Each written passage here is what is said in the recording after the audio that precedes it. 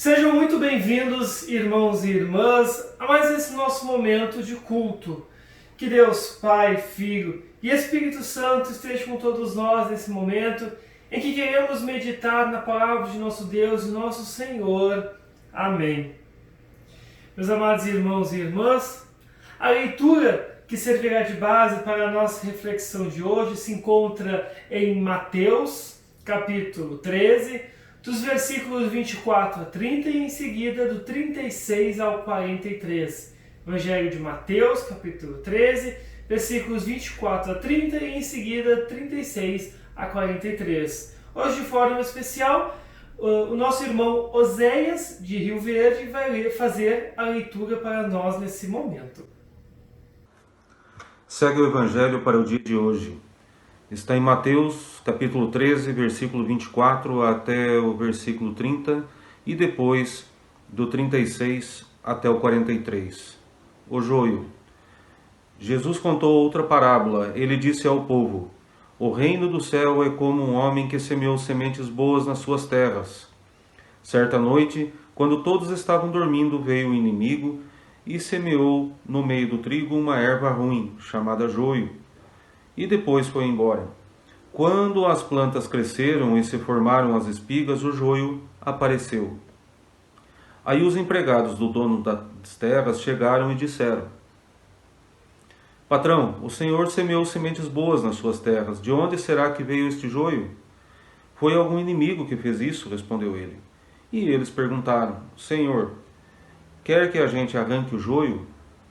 Não, respondeu ele, porque quando vocês forem tirar o joio, poderão arrancar também o trigo. Deixem o trigo e o joio crescerem juntos até o tempo da colheita. Então eu direi aos trabalhadores que vão fazer a colheita: arranquem primeiro o joio, amarrem em feixes para ser queimado. Depois colham o trigo e ponham no meu depósito. Então Jesus deixou a multidão e voltou para casa. Os discípulos chegaram perto e perguntaram a ele: Conte para nós, o que quer dizer a parábola do joio? Jesus respondeu: Quem semeia as sementes boas é o Filho do Homem. O terreno é o mundo. As sementes boas são as pessoas que pertencem ao reino, e o joio as que pertencem ao maligno. O inimigo que semeia o joio é o próprio diabo.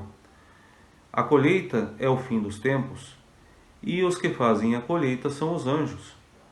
Assim como o joio é ajuntado e jogado no fogo, assim também será o fim dos tempos. O Filho do Homem mandará os seus anjos, e eles ajuntarão e tirarão do seu reino todos os que fazem com que os outros pequem, e também todos os que praticam o mal. Depois os anjos jogarão essas pessoas na fornalha de fogo, onde vão chorar e ranger os dentes de desespero. Então o povo de Deus brilhará como o sol no reino do seu Pai. Se vocês têm ouvido para ouvir, então ouçam. Agradecemos nosso irmão Oséias por esta leitura e também gostaria de convidar nesse momento a cantarmos um hino chamado Olhando Amanhã com Gratidão.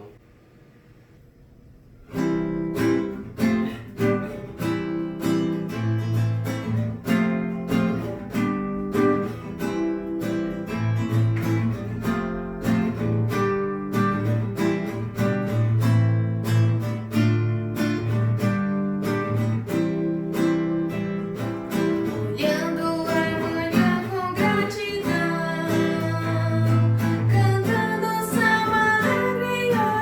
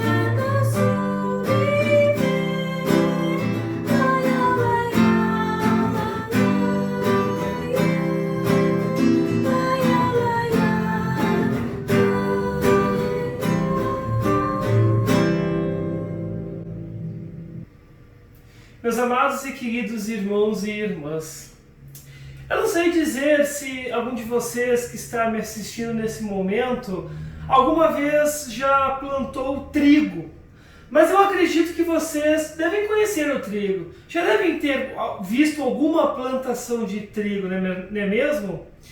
Enquanto ele está bem novinho, quando está bem no começo do crescimento dele, ele é bem pequenininho e verde. Chega, quando a gente olha uma grande plantação de trigo, parece um campo de tão bonito que é aquele mar assim de verde de trigo. E o joio também. Quando ele está no início do seu crescimento, ele é bem pequeno e bem verdinho. Ambos são muito parecidos quando eles são novos e eu acredito que dificilmente alguém vai conseguir distinguir perfeitamente entre um e outro. É fácil confundi-los, ainda mais quando eles estão no começo, no início dos seus crescimentos. Eles são muito parecidos.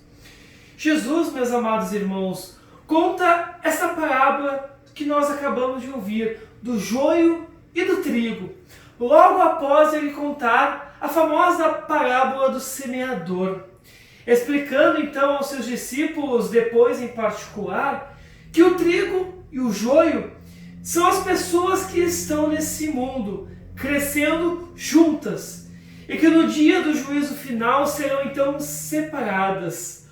O joio, que representa as pessoas incrédulas, será jogado na fornalha de fogo, que aqui representa o inferno.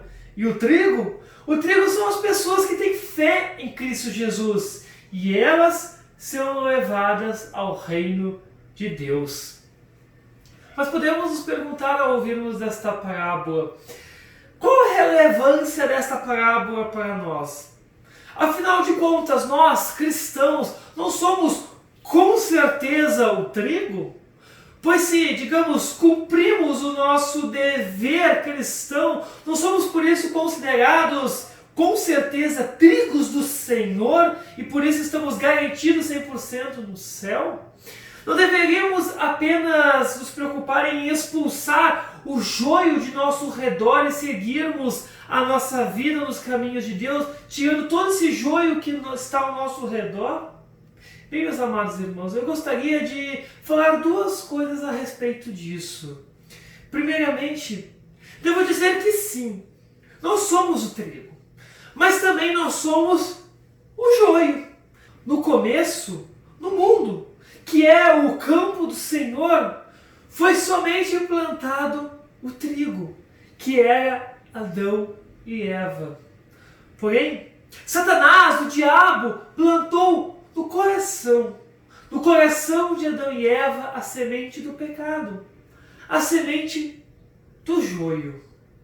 E agora, o que antes era somente trigo, joio e trigo, pecado e santidade se misturaram de tal forma no coração do ser humano, de todos nós, no meu e no seu, que os dois convivem juntos, não tendo mais como separar ambos. É como se eles estivessem interlaçados. E assim foi então, desde Adão e Eva, até chegar em nós hoje. E assim é o nosso coração. Todos nós, meus amados irmãos, nascemos com a semente do pecado em nosso coração, com a semente do joio plantada em nosso coração. Mas graças à ação de Deus, lá no nosso batismo, foi impedido pelo próprio Deus que os anjos do Senhor tentassem arrancar o joio deste mundo. Pois o Espírito Santo novamente plantou e regou com a água do batismo o trigo, ou seja, a fé em nosso coração. E assim foi e continua sendo em nossa vida. O Espírito de Deus não permite que a fé em Cristo Jesus, que é o trigo, seja arrancado de nosso coração. Ele luta dia e noite em nosso lugar contra o pecado dentro de nós. Ele quer, meus irmãos, nos salvar. O Espírito Santo quer nos salvar. Ele não quer que ao final de nossa vida nós sejamos jogados na fornalha de fogo. Pois é isso, meus amados, conforme Jesus menciona nessa parábola, é isso que irá acontecer com todos aqueles que não se arrependem de seus pecados. Por causa disso, é que Deus luta em nosso lugar contra o pecado, para que nós sejamos salvos pelo nome de Jesus Cristo, pelo sangue derramado de Jesus na cruz. Meus amados irmãos, o Espírito Santo, ele está diariamente intercedendo por nós, conforme nos lembra e afirma o apóstolo Paulo, para que todas as nossas orações e súplicas sejam ouvidas por nosso Pai Celestial, para que o nosso arrependimento seja sempre aceito por Deus, conforme todos os dias Ele já tem feito isso por nós, nos perdoando sempre, mesmo antes de nós terminarmos de formular as nossas palavras em nossas bocas, Ele já tem perdoado a cada pecado por nós. Pois, pelo fato de desejarmos sinceramente de coração o perdão, Ele já nos perdoa por causa do seu Filho, por causa da morte de seu amado Filho, por causa do sangue derramado de Cristo. O Espírito, ele não descansa, meus amados, em nenhum momento sequer de nossa vida, em nenhum segundo, pois ele somente tem o desejo de nos levar sempre aos pés da cruz de Cristo e lá deixar todos nós descansarmos, sim, descansarmos de nossos sofrimentos, de nossas dores, de nossas angústias, de nossas canseiras, enfim, de tudo isso que nós levamos em nossas vidas. O Espírito de Deus, meus amados, Ele quer nos salvar e Ele não mede esforços para isso, pois mesmo tendo ainda o joio em nosso coração, Deus olha para nós com as lentes de Cristo. Sim, com uma lente chamada Cristo. Ele olha por nós através dessa lente chamada Jesus Cristo e apenas consegue dizer: este é o meu filho amado, estes são os meus filhos amados que me dão muito prazer. Por isso, meus amados irmãos, podemos dizer sim, que nós somos tanto o joio como o trigo. E somente quando Deus vier nos chamar junto a Ele, é que o joio, através da ação do Espírito Santo pela fé em Cristo, será arrancado definitivamente de nosso coração e seremos então levados para o reino de Deus, para o reino de nosso Pai Celestial. Mas enquanto ainda estamos aqui neste mundo, vivendo esse dilema de sermos santos e pecadores ao mesmo tempo, ou como Lutero nos lembra e fala, conforme aprendemos em nossa instrução, que é essa luta entre o velho homem e o novo homem, nós devemos somente orar e pedir para que o Espírito de Deus conceda sempre a fé em nós e nos salve pela fé em Cristo, que Ele próprio põe em nosso coração desde o dia que nós fomos batizados. E sobre expulsar os joios do nosso redor, eu somente posso dizer uma coisa, meus amados e queridos irmãos. Esta parábola nos ensina que não cabe a nós julgarmos quem é joio e quem é trigo. Pois se nem os anjos de Deus, se nem os próprios anjos do Senhor conseguem fazer essa diferença, conseguem diferenciar, imagina nós. Somente Deus, meus amados, somente Deus é que sabe quem é joio e quem é trigo. Somente Ele é quem pode julgar quem é bom e quem é mau. Deus, meus amados, Ele é bom e sábio. É por isso que Ele deixa joio e trigo crescerem lado a lado nesse mundo, para que no dia do julgamento final, na separação, nada, nem sequer o mínimo do trigo seja destruído, seja jogado no fogo junto com o joio, mas que todo fruto bom seja salvo. Por fim, meus irmãos, eu gostaria de encerrar nossa reflexão com um breve comentário que se encontra na Bíblia de Estudo da Reforma, que diz o seguinte: o dono da plantação não parece excessivamente perturbado com o que o inimigo tem feito e mostra grande paciência em retardar até a colheita a separação do joio e do trigo. Ele adverte os seus servos a não julgar prematuramente, como se eles pudessem distinguir entre as duas plantas. Uma marca do governo de Deus é a sua paciência, conforme nos lembra o apóstolo Pedro. Mas no tempo certo, Deus mandará os seus anjos colherem, separando, enfim, o joio que será jogado na fornalha de fogo, no inferno, e o trigo que será levado ao reino de Deus para a salvação e glória eterna. Que Deus, Espírito Santo, guarde em nossas mentes essas palavras e que sempre nos conceda e mantenha em nós o trigo, a fé em Cristo, para que sejamos perdoados e salvos. Amém. Meus amados irmãos, eu gostaria nesse momento de convidar a cantarmos mais um hino chamado Deus, que terra e céu fizeste.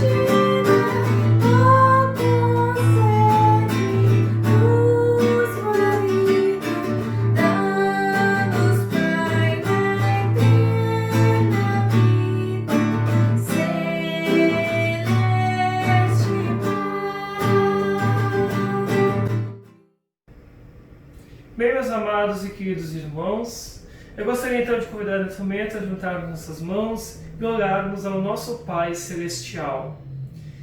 Querido e eterno Deus, graças te damos por ter enviado teu amado Filho a este mundo, que nos ensinou o teu Evangelho, que nos ensinou o Evangelho do amor, que nos ensinou que através dele podemos encontrar em Ti um Pai amoroso, um Pai que quer nos perdoar e quer nos salvar. Um Pai que não mediu esforços para que nós pudéssemos encontrar perdão, dando a vida de seu Filho em sacrifício por amor a cada um de nós. Amado Pai, também te agradecemos por diariamente enviar teu Santo Espírito a nós, para fortalecer a nossa fé em Ti, para guiar os nossos caminhos sobre as Tuas veredas. Obrigado, Senhor, por sempre estar conosco dia após dia, nos assistindo e acompanhando nesta jornada aqui neste mundo. Querido e eterno Pai, queremos te pedir que esteja olhando com muito carinho para este mundo, pois tu sabes que este mundo tem sofrido muito por causa deste vírus que anda atormentando diversos países, diversas cidades e pessoas. Senhor, pedimos que, se for da tua santa vontade, guie os cientistas, guie os médicos, enfermeiros, que eles consigam encontrar logo uma cura, uma vacina seja logo fabricada e que ela possa começar a salvar muitas vidas, Senhor. Se for da tua santa vontade, preserve a vida desses teus amados filhos que estão sofrendo na mão desse vírus. Dessa forma, também pedimos que olhe com muito carinho para todos aqueles que estão adoecidos, que tu estenda a sua mão sobre eles, se for da tua santa vontade, e traga cura para cada um deles. E sobre aqueles que estão sofrendo a dor do luto, Senhor, dê-lhes conforto e esperança em seu coração, para eles saberem que tu não abandonaste eles em nenhum momento, que tu está com eles neste momento difícil de dor e de luto, que está chorando junto com eles, que está também amparando eles. Também, meu Pai, que eterno Deus, queremos pedir que continue, Senhor, dando sabedoria aos nossos governantes, para que eles saibam governar as nossas cidades de forma mais pacífica possível, para manter sempre a paz e a harmonia entre as pessoas. De forma especial, Senhor, nós também queremos te pedir que continue enviando mais e mais pessoas para proclamar esse teu santo evangelho a tantas outras que precisam ouvir. Dai-nos sempre força e coragem para falarmos do Teu Evangelho, para falarmos de Jesus Cristo, para falarmos da cruz de Cristo a tantas pessoas que ainda precisam ouvir esse Evangelho perdoador, libertador e salvador. Em nome e por amor dele que oramos, pedimos e agradecemos. Amém. Também gostaria de convidar a orarmos a oração que Nosso Senhor nos ensinou, a oração do Pai Nosso. Pai nosso que estás nos céus, santificado seja o teu nome, venha o teu reino, seja feita a tua vontade, assim na terra como no céu. O pão nosso de cada dia nos dá hoje, e perdoa-nos as nossas dívidas, assim como nós também perdoamos aos nossos devedores. E não nos deixes cair em tentação, mas livra-nos do mal. Pois teu o reino e o poder e a glória para sempre. Amém. Receba a bênção do Senhor. O Senhor te abençoe e te guarde. O Senhor faça resplandecer o seu rosto sobre ti e tenha misericórdia de ti. O Senhor sobre ti levante o seu rosto e te dê a paz. Amém. Bem, meus amados irmãos e irmãs, chegamos ao fim de mais um momento cultico. Agradeço mais uma vez essa oportunidade de estar aí com vocês, trazendo e levando um pouquinho dessa palavra maravilhosa de nosso Senhor e nosso Deus, essa palavra perdoadora, essa palavra libertadora, essa palavra salvadora, esse evangelho maravilhoso de Jesus Cristo. Convido a continuar nos acompanhando, para continuar recebendo sempre esse momento culto, esse momento devocional. De forma especial, hoje eu gostaria de dizer que nos próximos 15 dias eu estarei me ausentando por conta que eu deveria já ter tirado 15 dias de férias, que eu não tirei ainda no começo do ano, desde o começo do ano eu não tirei. Então, conversando com a minha diretoria, a gente decidiu que ficaria melhor eu tirar esses 15 dias agora, né, enquanto nós ainda não estamos tendo culto presencial, para quando nós voltarmos, nós não precisarmos dar essa quebra na nossa volta às programações presenciais. Porém, meus queridos amados irmãos, mesmo eu me ausentando nesses próximos 15 dias, eu vou compartilhar aos domingos sempre um link do culto que está sendo trazido pela nossa diretoria nacional, pela IELB.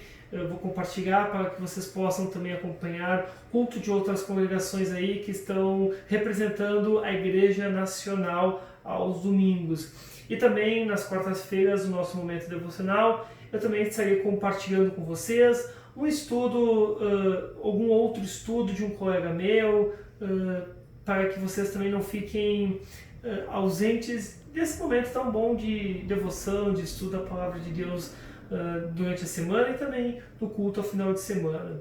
No mais, qualquer coisa que precisar, podem me contactar, podem conversar comigo, que embora vou me ausentar 15 dias, mas ainda assim, qualquer coisa que precisar, podem contar comigo para auxiliar vocês. Que Deus abençoe a todos vocês e que os acompanhe hoje e sempre. Amém.